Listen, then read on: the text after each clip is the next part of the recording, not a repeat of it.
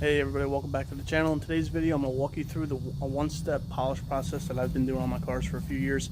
Now this isn't for obviously getting rid of every scratch on your car.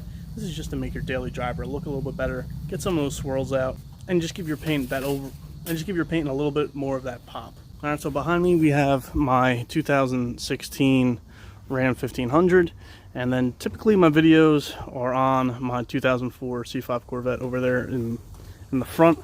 But that paint is in good shape, this paint is not. So I'm going to show you that one-step correction on this paint today. And throughout the video, if you hear anybody yelling at me that I miss a spot, it's my little guy over there. Yeah, you can laugh. But he's going to be yelling at me the entire time that I do this.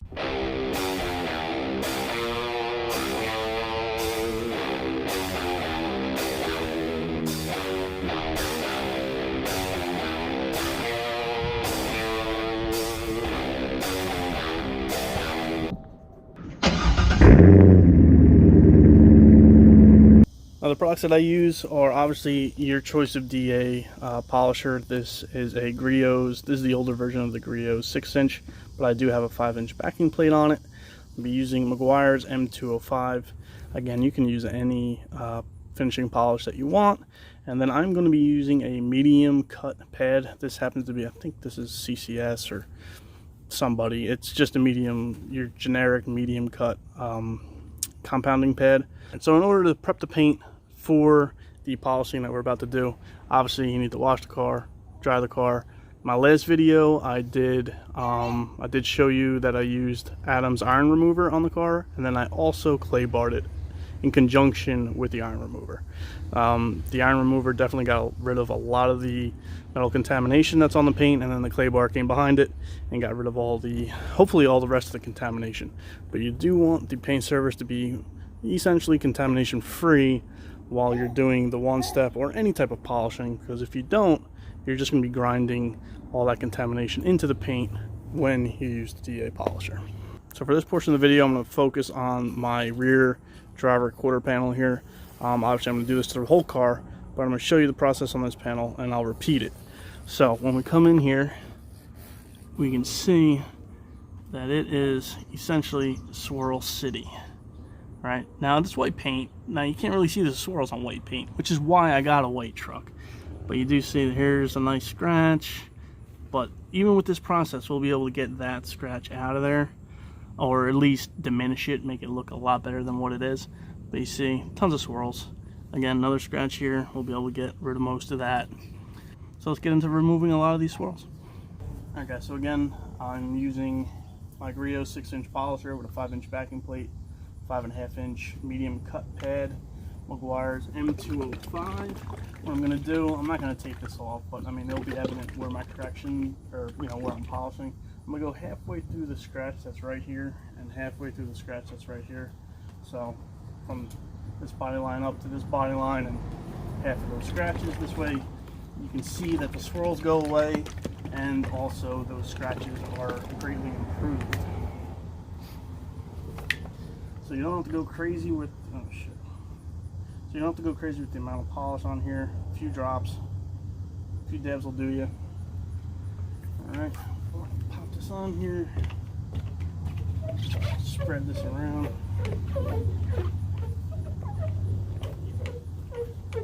Alright, I'm going to spread this around on speed 2.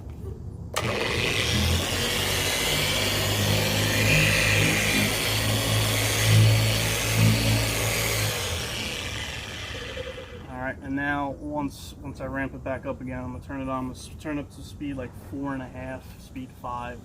I'm not going to slow it down. I'm going to show you my exact pace here, and then I'll bring it back in and we'll see what it looks like.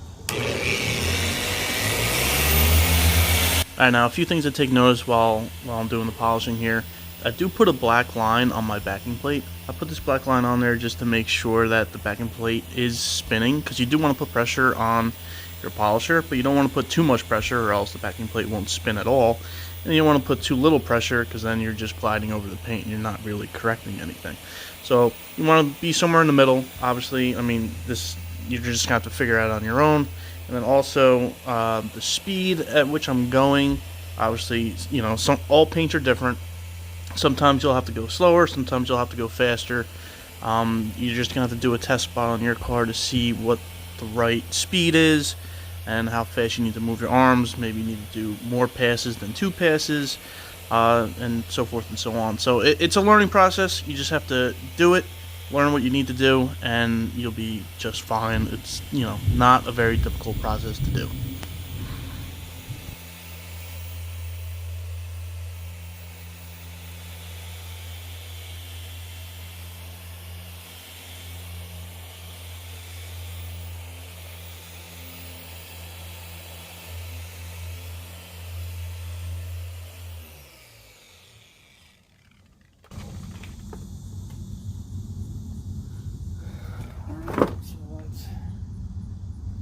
So I did like 2 passes and then 1 pass just really quick just to go over it one last time, but that last pass didn't really actually physically probably do anything.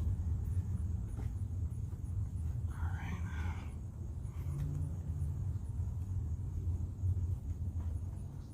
So that's that. Bring it in here. Alright, so now this is to the left hand side. Where I did not polish it. You see all the swirls are still there. I'm moving my way to the right. Now this is about where I polished. Now is it 100%? No. Did it get rid of some of the swirls? Yes. Right, here's where I didn't do. Here's where I did do. Okay. Here's the scratch that was over here. This is actually really bad. I probably would have to compound that out. But it is drastically improved over what it was. Right over here's, I didn't do anything to it. See, all the discoloration is still there. So at least over here, it blends in with the white a little bit better. And the same with this scratch over here. Now, see, like I didn't touch this, but I did here. So at least all the coloring is out of it. And it matches up better with the white paint. So again, this is what I did do. And that's what I didn't do. Again, is it 100%? No. Is it like 60-70%? Yes. And that's essentially all I'm going for. Because again, this is a daily driver. It's be left out in the weather 24/7, 365.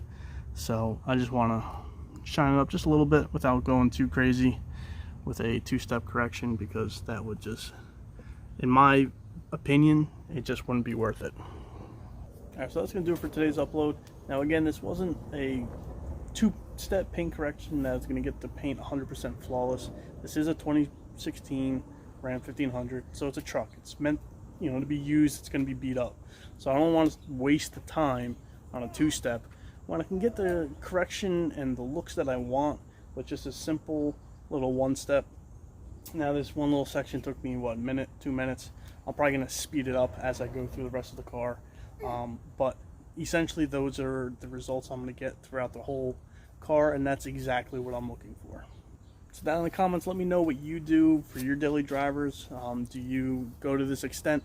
Do you do a 2-step, or do you just not even polish at all and just let the paint do what it is? Alright, so if you like this video, please give me a thumbs up, and if you haven't done so already, please subscribe. Thank you and have a great day.